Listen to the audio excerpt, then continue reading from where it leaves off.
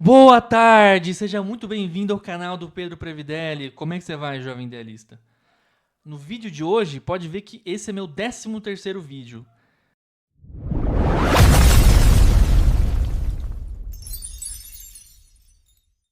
Tenho quase 30 vídeos contando com os shorts, que são cortes dos vídeos longos. Mas esse é o 13º vídeo longo. E eu pensei comigo, por que não fazer um vídeo sobre a história do simbolismo do número 13? Você já ouviu falar que o número 13 é um número do azar? Você já ouviu falar que a sexta-feira 13 é um dia maldito?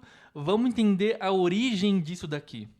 Então, no vídeo de hoje eu vou estar falando sobre Loki da mitologia grega, Cavaleiros Templários e a dissolução da Ordem dos Cavaleiros Templários, Jason do Sexta-feira 13, Jason Voorhees e até Tarô. Vou estar falando da carta 13 de Tarô. Então, se você quiser saber sobre essa história muito legal, essa história alucinante, fique acompanhando o vídeo de hoje. Para muita gente, só de ouvir já dá um arrepio.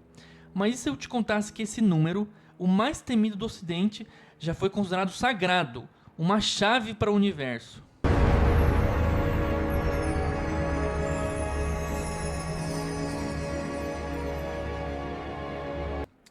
O que diabos aconteceu para transformar um símbolo de poder em uma maldição que assombra a gente até hoje? Nos próximos minutos, vamos desvendar uma história de deuses trapaceiros, uma ceia fatal e a queda de uma das ordens mais poderosas da história, a Ordem dos Cavaleiros Templários.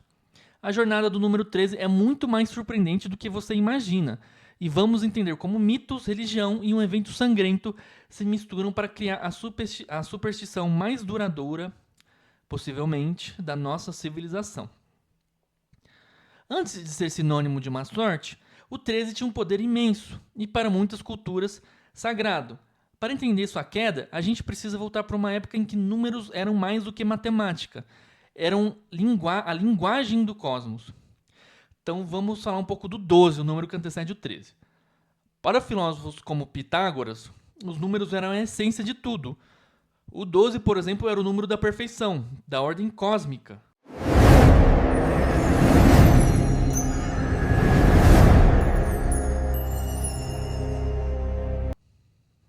Pense nos 12 meses do ano, nas 12 horas do relógio, nos 12 signos do zodíaco, nas 12 tribos de Israel. O 12 representa um ciclo completo, um sistema fechado e harmônico. E o 13? O 13 era o que vinha depois da perfeição. Ele quebrava o ciclo, não para destruir, mas para transcender. Então era o símbolo de transformação e do recomeço. Em muitas culturas pagãs, isso estava ligado à natureza. Um ano solar tem quase 13 ciclos lunares, o que conectava o número à lua, ao feminino e aos ciclos da vida, morte e renascimento. Para essas sociedades, 13 não era azar, era poder.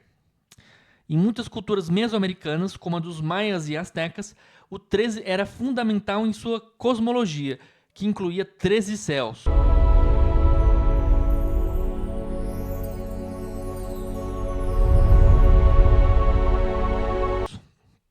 Na numerologia, o 13, temos o numeral 1 e o 3, para formar o 13, 1 mais 3 dá 4, e o 4 simboliza a estabilidade e estrutura.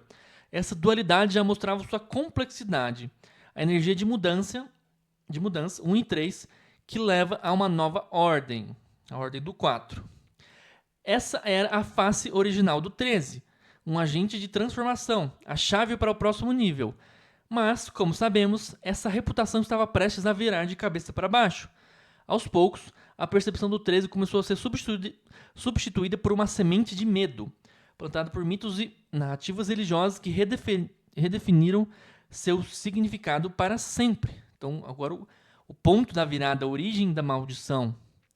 A má fama do 13 foi construída sobre 3 pilares que ecoam até hoje. O primeiro golpe teria vindo de lendas nórdicas, da mitologia nórdica. Uma das histórias mais famosas, embora não haja certeza se realmente faz parte do cânon da mitologia nórdica ou se é uma invenção posterior, após o número 13 já ter fama, né? Já ter uma má fama, conta sobre um banquete em Valhalla. Valhalla era o mundo dos deuses da mitologia nórdica, onde vivia Odin, Baldur, Freya, Thor. 12 deuses estão celebrando. até que Loki, o deus da mentira e da trapaça, aquele personagem Loki que a gente tem ali nos Vingadores, né? O vilão do Thor, aparece sem ser convidado, tornando-se o 13º à mesa. Sua presença causa o caos e leva à morte de Balder, o deus mais amado. A chegada do 13º elemento não trouxe transcendência, mas sim tristeza e escuridão.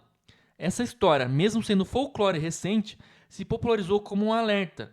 13 pessoas à mesa é um convite à tragédia. Outra lenda relacionada à mitologia nórdica, mas que foi feita no século XIX, então não é original da época em que nasceu essa mitologia, mas foi feito para demonizar deuses pagãos, envolve a deusa da mitologia nórdica Frigga, de quem o nome Friday, sexta-feira em inglês, se origina. A história inventada dizia que ela foi transformada em uma bruxa que se reunia toda sexta com outras 11 bruxas e o diabo, formando um grupo de 13 para rogar pragas. O segundo pilar, e talvez o mais influente, veio do cristianismo. A imagem mais poderosa ligada ao azar do 13 é o da última ceia. Nela, Jesus sentou-se com seus 12 apóstolos na noite antes da crucificação. Eram 13 pessoas.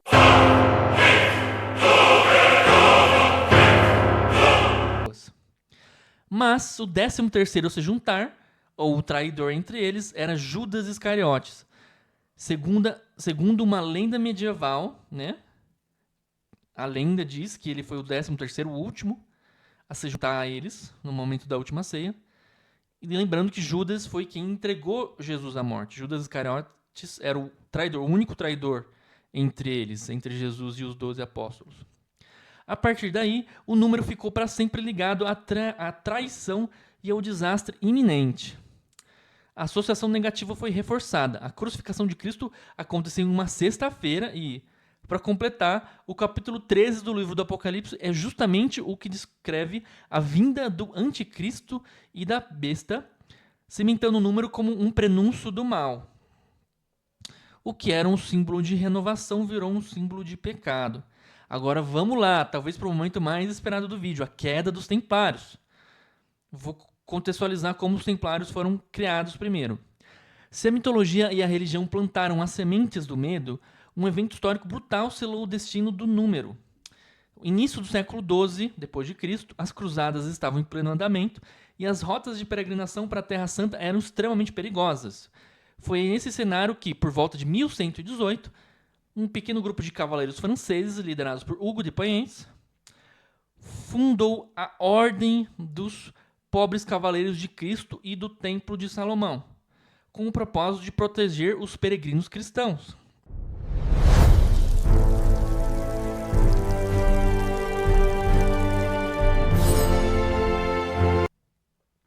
Inicialmente eram apenas monges guerreiros, mas sua causa ganhou um poderoso defensor, Bernardo de Claraval, São Bernardo de Claraval, ou Bernard de Clairvaux, no francês original.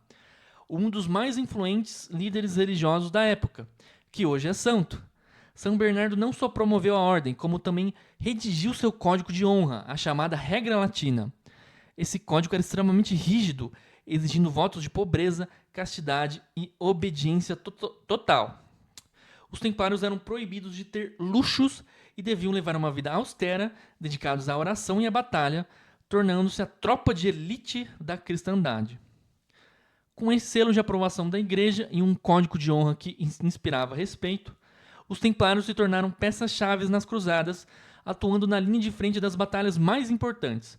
Sua bravura e disciplina lhes renderam fama, poder e principalmente imensas riquezas, frutos de doações e de um sistema bancário pioneiro que eles criaram para financiar nobres e reis. Sim, eles criaram os primeiros bancos.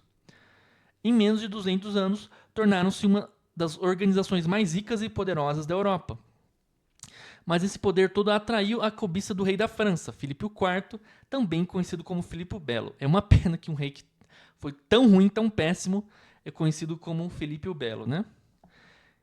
Esse rei devia uma fortuna à ordem dos templários e cobiçava as suas riquezas.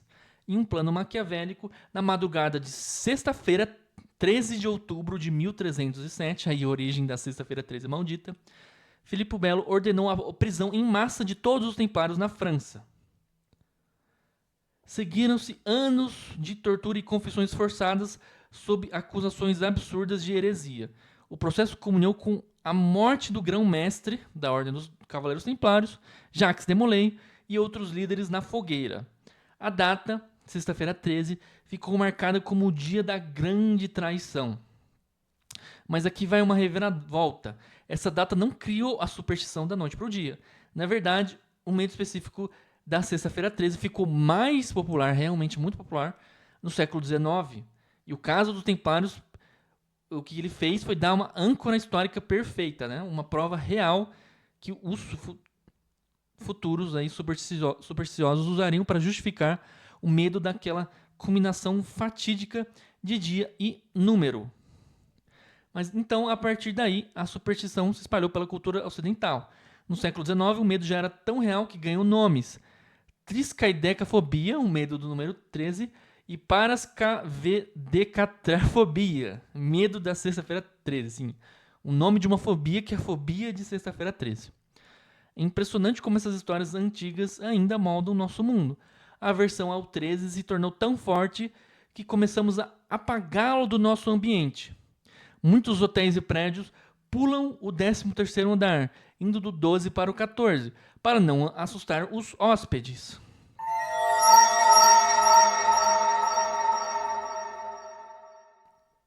Algumas companhias aéreas não têm a fileira 13 também.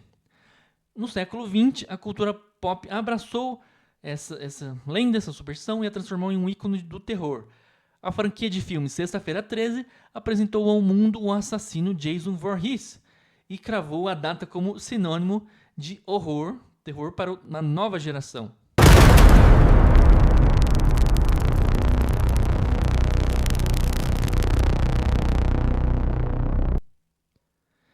É fascinante, né, galera? Ver como uma teia de histórias e eventos pode impactar nossa psicologia por tanto e tanto tempo. Se você está curtindo essa viagem pela história, não se esqueça de se inscrever no canal e ativar o sininho, né, as notificações, para não perder os próximos mergulhos em mistérios como esse. Apesar dessa má fama no Ocidente, a maldição do 13 não é, nem de longe, universal. Para muitas outras culturas, ele continua sendo um número de sorte. Na Itália, por exemplo, o número do azar é o 17. O 13 é considerado de boa sorte. Em países de língua espanhola, o dia do azar não é sexta-feira 13, mas sim a terça-feira 13, associada a Marte ou Ares, o deus da guerra. Mesmo no Ocidente, o 13 nunca perdeu seu significado original de transformação. No tarô, o arcano maior 13, a carta de número 13, é a carta da morte.